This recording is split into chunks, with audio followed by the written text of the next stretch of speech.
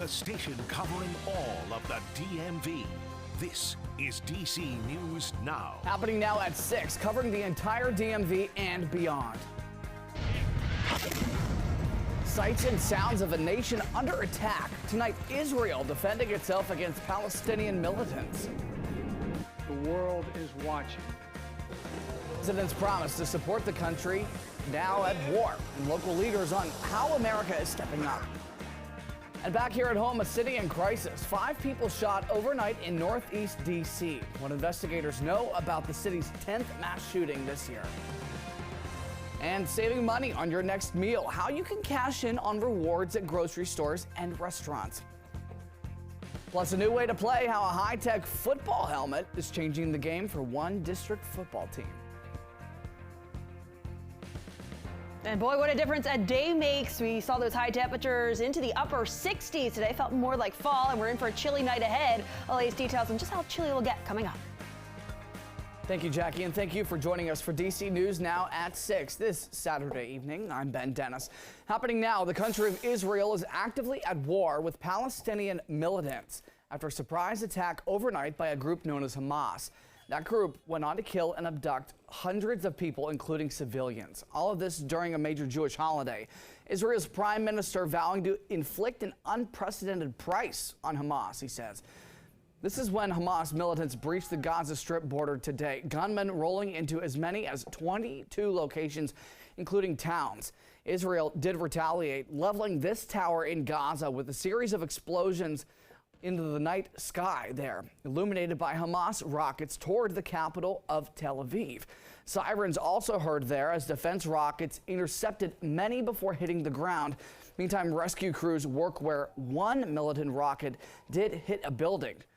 Now, eyes are now on Washington, waiting for how the U.S. government plans to help Israel, now at war nearly 6,000 miles away. President Biden vowed the nation's support today at the White House.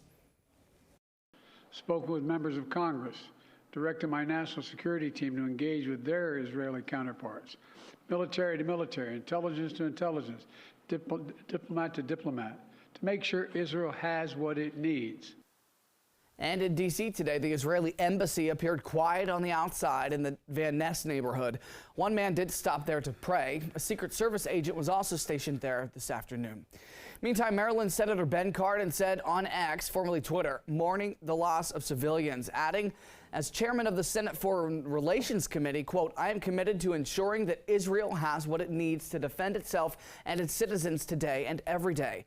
Virginia Senator Mark Warner called the attack unprovoked and despicable. Warner chairs the Senate Intelligence Committee, adding his colleagues will continue to monitor the situation closely. And it remains unknown exactly how Congress could step in to help Israel. That's because the U.S. House is currently without a speaker. A vote for the next leader is slated for this week. Meantime, the Jewish community in the DMV tells us that they are shaken up by this attack. DC News Now's Dave Laval joins us live outside Rockville's Jewish Community Center. Dave, what are you hearing from people regarding the attack? Well, roughly 10% of Montgomery County's population is Jewish, and there's pretty much what you expect: condemnation from those who are Jewish and support from those who are backing Hamas. Saturday's attack came during what's known as the 8th day of assembly. It's a Jewish holiday that follows the Jewish festival of Sukkot. The holiday is considered a holy one, devoted to the spiritual aspects of the festival of Sukkot. Today's attack by Hamas has further incensed Jewish people across the DMV, including the regional director of the American Jewish Committee. You've got to imagine what would happen in this country if thousands of people were killed on a given day by infiltrating terrorists, and what any country in the world would do to protect its citizens.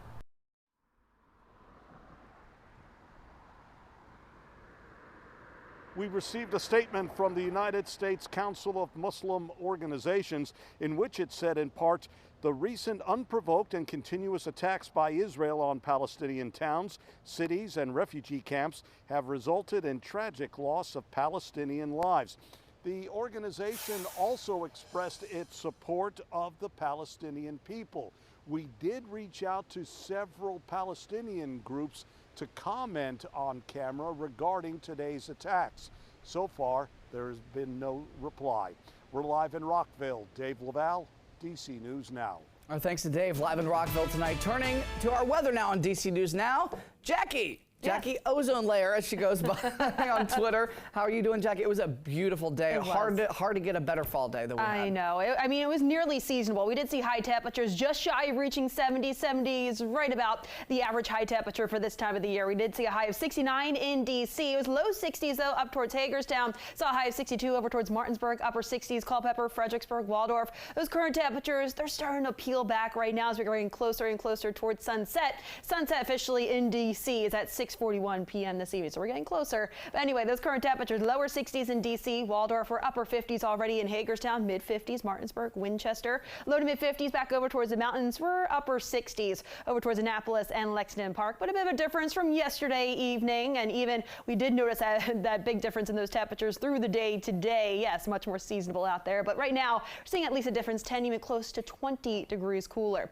We're taking a live look over Hagerstown right now, and looking quite nice out there. There's a few clouds, but it is a bit breezy. We did see that wind picking up, but now we're starting to notice those winds are starting to peel back a little bit. Earlier today, we saw those sustained winds at least 20 miles per hour. Right now, there's a few of those on the map, but for the most part, sustained winds are 10, even close to 15 miles per hour. A few gusts, those are in excess of 30 miles per hour. We're seeing that currently in D.C., as well as Manassas, 25 mile per hour gust up towards Hagerstown. In terms of the radar right now, it is all clear, especially in comparison to earlier this morning. We did see some of those rain showers. Those lingered till about noon or even a little bit after that. That has since cleared the area as that cold front has cleared the region and has ushered in a much more fall-like weather. Now, this evening is a great evening for the fire pit, so if you're heading out, just expect those temperatures to cool off even more. We're talking upper 50s by about 9 p.m. to 11 p.m. We're back into the mid-50s, but overnight tonight, could even see many locations dropping back into the 40s. Could even see some upper 30s out there, especially back over towards the mountains region. So a cool or a chilly night ahead. I would say this could possibly be the coolest night since May 6th. So it's been quite some time since we've seen temperatures like these out there. So brace for this as you're heading out overnight tonight or even into tomorrow morning. As you're heading out tomorrow morning right around 8 a.m. Still, many of us into the 40s. I'll have more details with the rest of that 7 day coming up in just a couple minutes. Sweater weather underway. Thank you, Jackie. Meantime, a Fairfax County man has been arrested in Florida after allegedly stabbing his mother to death and going on the run yesterday. Officials say 27-year-old Jorge Rivera stabbed his mother at an apartment on Cardinal Forest Lane in Lorton. Police say that Rivera took off in a car. He was then caught last night by Florida Highway Patrol. He'll be extradited back to Fairfax County. His court case is pending. And D.C. police say that they're investigating a mass shooting that left 5 people hurt in Northeast overnight. Officials say it happened around midnight on Quincy Place. 5 men went to nearby hospitals. We'll continue to keep you updated on that mass shooting as we learn more. Developing tonight, the D.C. Board of Elections says that their investigation of a hack of their website is ongoing, telling us that 600,000 lines of data was exposed, including D.C. voter records. Our Daniel Hamburg talked with a cybersecurity expert about what this means for voter privacy. According to the D.C. Board of Elections, officials learned on Thursday that a hacking group known as Ransom VC claimed to have breached its records, accessing 600,000 lines of U.S. voter data, including D.C. voter records. It's really surprising, and I would hope that all of this was well protected, and it's not. The Board of Elections says voter records were accessed through a breach of its website hosting provider, and that no internal databases or servers were compromised. I think it's just kind of a bummer to hear that the DC local government doesn't have the best security. And it's a shame that these things have to happen for them to now start probably prioritizing and trying to do better. Some voter registration data, such as voter names, addresses, voting records, and party affiliation, is public information when requested, but if you have that, you're well down the road of being able to commit financial fraud against consumers. According to the news outlet Cyberscoop, someone offered to sell the data in an online forum on Tuesday, which included the last 4 digits of voter social security numbers and driver's license numbers. Cybersecurity expert Shane Sims recommends changing your passwords online, including email and social media accounts. Protect your information, assume that it's out there and people are trying to commit fraud. As our Daniel Hamburg reporting, in Prince George's County, more homes could be equipped with security cameras, a move that one council member says comes after a 13-year-old boy was shot dead while raking the leaves. 13-year-old Jays Agnew was gunned down in his front yard last year, a case that police say has no known surveillance video of the shooter or the situation. Community members in District 7, which includes Oxon Hill, Capitol Heights, and Suitland, can apply for a voucher to offset the cost for cameras. The measure was passed in March and is yet to begin, but right now residents can scan a QR code to apply for a chance to get a security camera and money for surveillance subscriptions. Right there on your screen, that QR code to access that application.